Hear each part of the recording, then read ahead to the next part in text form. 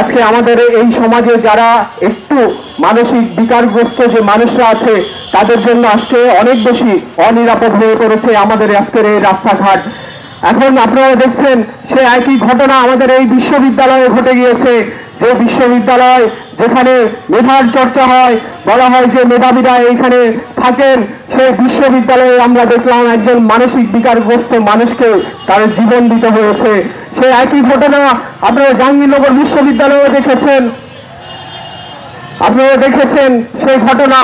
সংগ্রামী বন্ধুগণ, এখানে যে বিশ্ববিদ্যালয়ের যে প্রক্টর প্রশাসন তাদের যে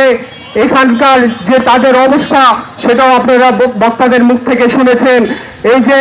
5 তারিখের যে গণ অভ্যুত্থানের পর থেকে আপনারা দেখেছেন এই বিশ্ববিদ্যালয়ে অনেকগুলো সেমিনার হয়েছে, অনেকগুলো আলোচনা সভার আয়োজন করা হয়েছে। তার মধ্য দিয়ে এই যে আগামীর বাংলাদেশ এবং এখানকার যে সমাজ ব্যবস্থা, গণতান্ত্রিক যে রাজনৈতিক ব্যবস্থা, তার সাথে বিশ্ববিদ্যালয় সেগুলো সম্পর্কিত এখানে আলাপ আলোচনা সেগুলো হয়েছে। নতুন করে আমরা দেখলাম এখানে যারা দায়িত্ব নিয়েছেন, প্রশাসনিক দায়িত্ব নিয়েছেন, দায়িত্ব নেওয়ার পরেই আমরা দেখলাম যে ওই তথাকথিত কিছু শিক্ষার্থীদেরকে নিয়ে তারা মব জাস্টিসের মধ্য দিয়ে আপনারা শুনেছেন এখানে চায়ের দোকান থেকে শুরু করে বিশ্ববিদ্যালয়ের যে বহিরাগত তাদেরকে উচ্ছেদের তারা উদ্যোগ নিয়েছেন। সংগ্রামী বন্ধুগণ, এখানে বিশ্ববিদ্যালয়ের প্রশাসনের উচিত ছিল যে দীর্ঘ শাসনের মধ্য দিয়ে আজকে বিশ্ববিদ্যালয়গুলো যে ভঙ্গুর দশা তৈরি হয়ে আছে, একদিকে যেমন সন্ত্রাসী দখলদারিত্বের মধ্য দিয়ে বিশ্ববিদ্যালয়ের শিক্ষার্থীদেরও যে মননে আঘাত সেটা ছিল, তাদেরও যে সাংস্কৃতিক এবং মেরুদণ্ড মানসিকভাবে বিকারগ্রস্ত হয়ে আছে, সেই শিক্ষার্থীদেরকে উন্নত করা, শিক্ষা ব্যবস্থাকে উন্নত করা, হলগুলোর যে অব্যবস্থার মধ্যে দিয়ে চলতেছে সেটাকে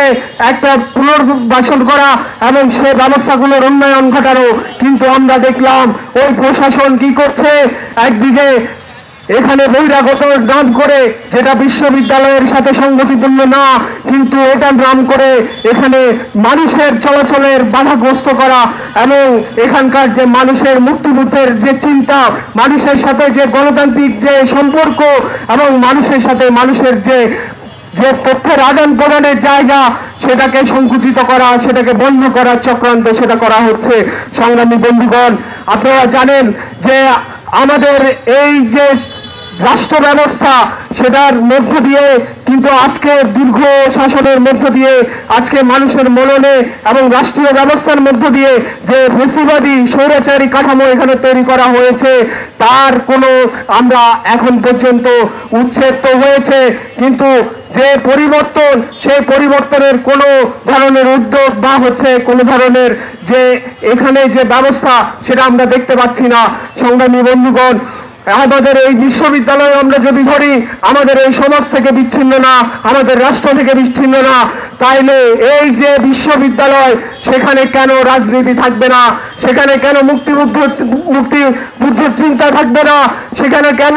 ভিন্ন মত সেটা প্রকাশ করতে পারবে না। সংগ্রামী বন্ধুগণ, আমরা আজকে আমাদের এই সমাবেশের মধ্য দিয়ে আমরা দাবি তুলছি, তার সাথে সাথে আমরা এই যে এখানকার শিক্ষার্থী, এখানকার সমাজের মানুষের কাছেও এই যে যুক্তিগুলো সেগুলোকে আমরা তুলে ধরতে চাই। আমাদের লড়াই জারি থাকবে, সেই লড়াইয়ে আপনারাও সামিল হবেন সে আশাবাদ ব্যক্ত করে শেষ করছি।